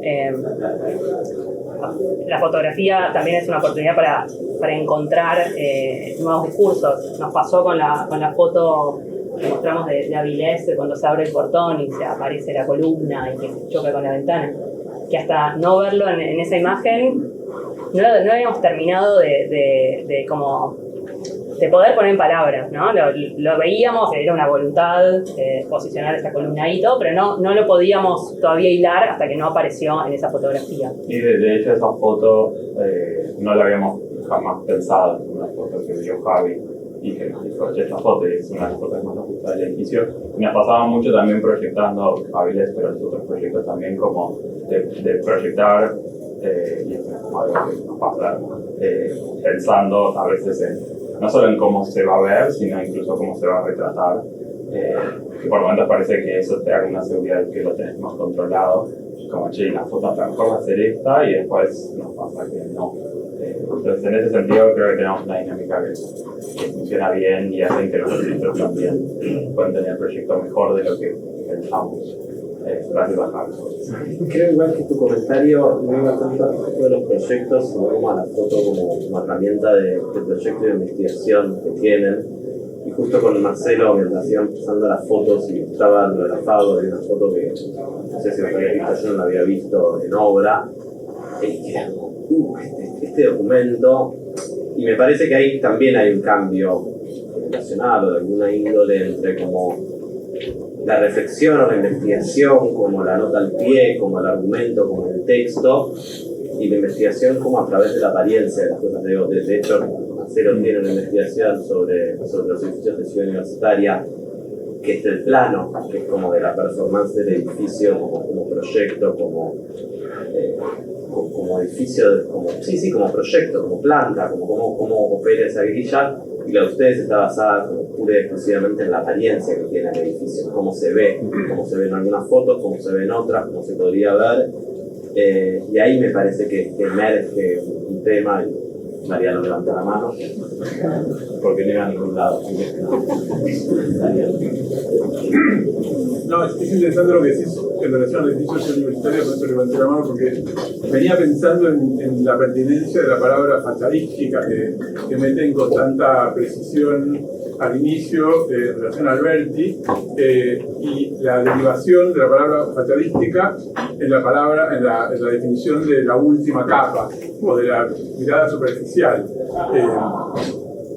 Los edificios que demuestran con más precisión de Bustillo, el edificio de Francisco de Victoria y el edificio que descubren ustedes, los describen desde la profundidad de la fachada, sobre todo el edificio de Irigoyen, no sé, donde cuentan esta circunstancia tan particular que el plano interior de la pared que no es paralelo. No es paralelo, utiliza la geometría del interior, mientras que la fachada exterior toma la diagonal, pero la ventana se posiciona en relación al exterior porque finalmente la ventana es lo que tiene sentido y es la fachadística. Pero lo hace con la profundidad, solo lo puede hacer con la profundidad. Con lo cual es muy difícil, sobre todo, darse cuenta qué es lo que van a hacer, lo siguiente que van a hacer. Van a pensar que van a seguir, claro, en la ciudad universitaria sucede algo parecido. En realidad, ¿qué pasó cuando el arquitecto que sacó los paneles lo sacó? Apareció una fachada plana, le quitó profundidad a la fachada, una cosa que tiene profundidad porque esos balcones son profundísimos y etcétera, etcétera, dejó de tenerla y parece una fachada casi que es más linda sin esos parasoles. Tiene algo de... Bueno, saquemos eso.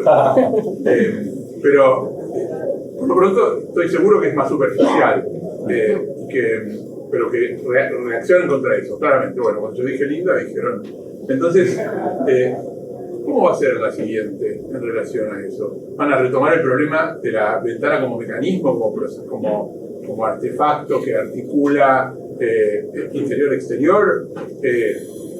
No me voy a referir a la articulación entre el interior y el exterior a través de la ventana del edificio de Avilés, que es muy particular en esos 3 metros, y en el modo que se utilizan esos 3 metros y tal. Lo podemos dejar para otra conversación, pero ¿qué van a hacer? ¿Con qué trabajarían? ¿Con la fachadística o con la última capa? Y además, muchísimas gracias por la charla.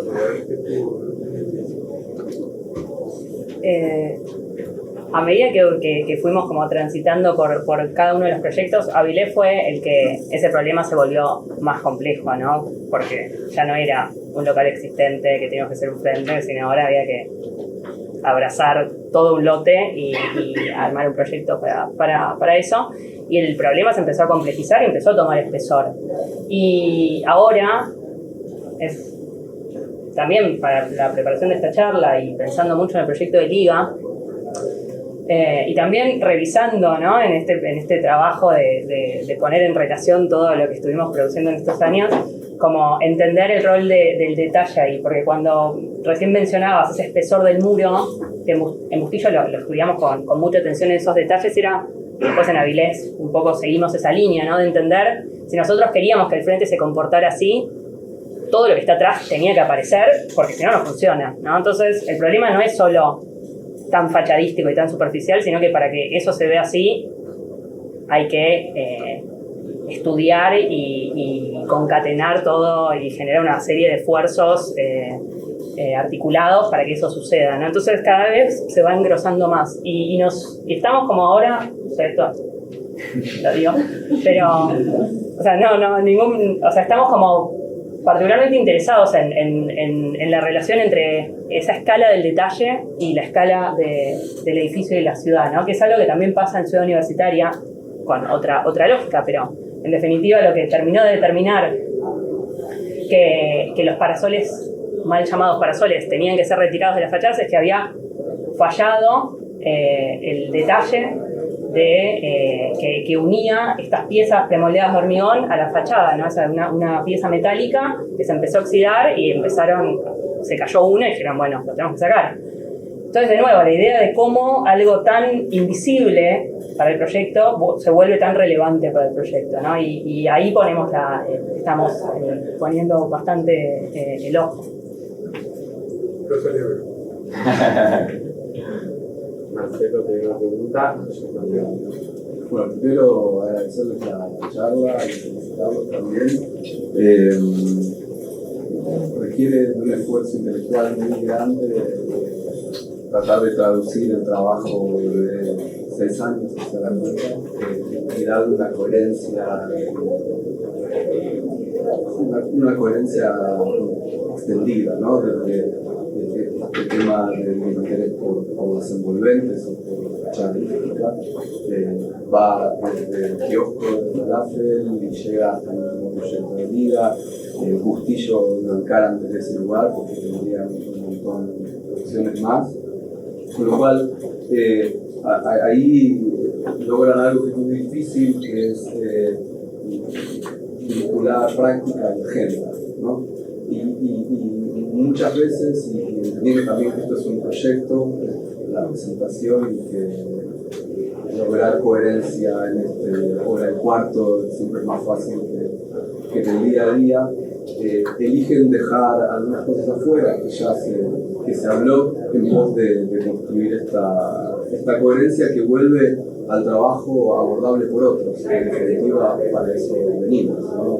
Para aprender y llevarnos algo. Eso requiere de un esfuerzo intelectual previo, ¿no? Y un trabajo de abstracción, como creo que decía Pablo.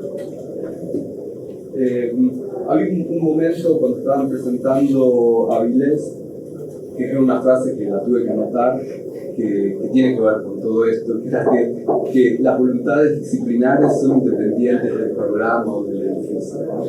Y ahí, bueno, me llamó la atención un poco, porque digamos, todos los que estamos acá amamos la disciplina, la arquitectura, fue esa noche,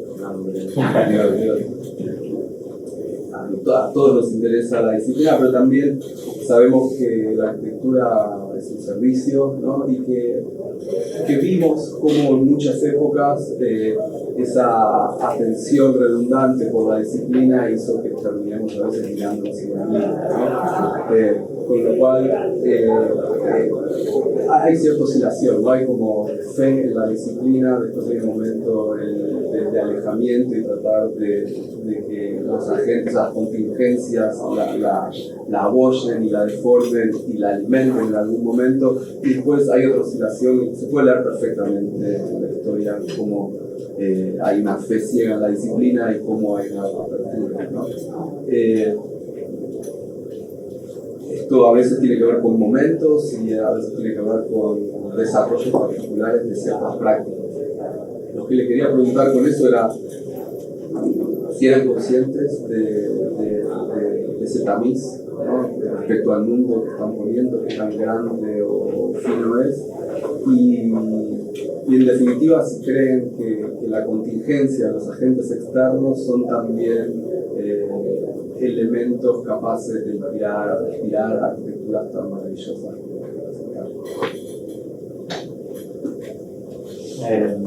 Bueno, creo que para empezar hay algo de esa tensión entre que nosotros vemos por momentos entre como si fuera esta idea de la arquitectura como un servicio y la arquitectura como disciplina, que en realidad lo que más me gusta es como esos momentos en donde se cruzan y se separan. Quizás lo que hacemos es como ponemos mucho esfuerzo en que por momentos se separen lo suficiente para que esas preguntas queden muy libres, digamos. Que no haya otra manera de responder las cosas porque sí, o que las respuestas sean tan internas nuestras o dialogando con cosas que ni siquiera tenga sentido traerlas acá y explicárselas. Y que están, obvio, no solo nos gusta Bustillo, ya spoileaba algunas de nuestros otros intereses, pero hay muchos más. Y para nosotros ese diálogo es fundamental. Y al mismo tiempo, como lo que le da sentido es esta relación con las contingencias de la ciudad. De hecho, creo que la pregunta que nos hacía Mariano también nos trae esta pregunta de cómo operar fuera de la ciudad. Eso es lo que quizás menos claro tenemos, ¿no? Como sin contingencias, ¿qué haríamos? Y esa es una pregunta abierta que estamos enfrentando actualmente como con un proyecto, pero creo que por ahora las contingencias son las que nos dan las excusas para pensar estas cosas, ¿no? Digo, la fachada Avilés es como literalmente eso, como todo el problema de hacer una planta muy eficiente con un núcleo muy condensado. En realidad, al final, lo que queríamos era retirarlo lo suficiente para que no se vea el frente. Y ahí las dos cosas conviven. Sí, y no solo las contingencias como tan contextuales y materiales, sino también las contingencias de los propios encargos, como tomar a todos los encargos como un proyecto que puede dar algo que esté bueno. Que sí nos pasó en el kiosco de Falafel, que en definitiva a simple vista era una escala mínima y casi no había que hacer nada adentro, pero el lugar era espectacular y al mismo tiempo era bastante abrumador, ¿no? Porque veían esa imagen que la cantidad de data que había alrededor era algo... Pero ir como entender que no importa cuál sea el encargo, siempre hay algo para poder tirar y empezar a meter también nuestra agenda, como decías, en esos proyectos, como encontrar la forma. Y le dedicamos mucho tiempo en discusiones internas a a poder armar ese discurso también, ¿no? De cómo meter nuestros intereses en todos los encargos que nos llegan. ¿Hay una pregunta más por aquí? No. Hola chicos, ¿cómo van? Voy a ir un poco opuesto a lo que planteó Marcelo. Como servicio para mí terminó a las 6, así que voy al ombligo directo. Me quedé pensando en la palabra hedonismo por la cual fueron presentados. No los reconozco tanto como hedonistas, sino como quizás un oscuro pasaje entre el morbo y el capricho.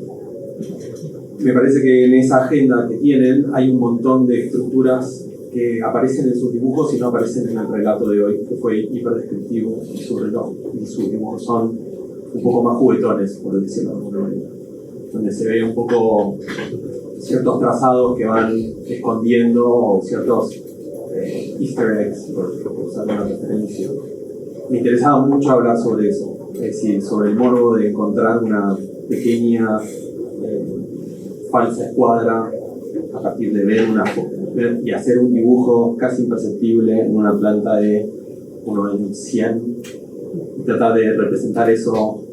Conozco algunos otros detalles, pero también eso de hacer que la estructura de un peine, del peine aluar, sea el que realmente te cambia el módulo de la ventana o la estructura de módulo de la ventana. Entonces me interesaba como esa parte más juguetona, no tan dogmática y seria, sino donde se permiten esas pequeñas variaciones, como casi preguntarle sobre cómo se produce ese ping-pong interno de bueno, corramos 2 peinecitos para que gire esa ventana, como después en la formación del discurso lo sacan de ahí un poco, pero me imagino que en la gestión del día a día, donde aparece eso, me gusta como jugar con esas referencias.